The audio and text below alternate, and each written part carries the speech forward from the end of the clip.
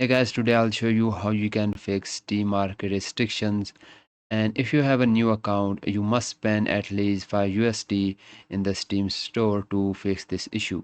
New accounts are restricted from using community features until they support the platform. Now the second solution that you can try is click on the Steam on the top, then go to settings and then go to security and click on manage Steam Guard, and make sure that you have Steam Guard enabled, and you can either choose this option or the second one.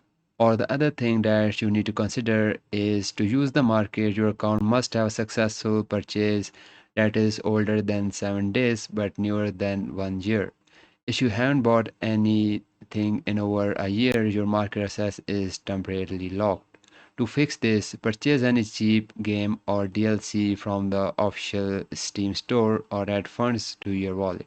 Once the purchase is made, you must wait exactly 7 days before the market automatically unlocks. And guys, I hope this helps and fixes the issue for you. And if it did, please like this video and thanks for watching.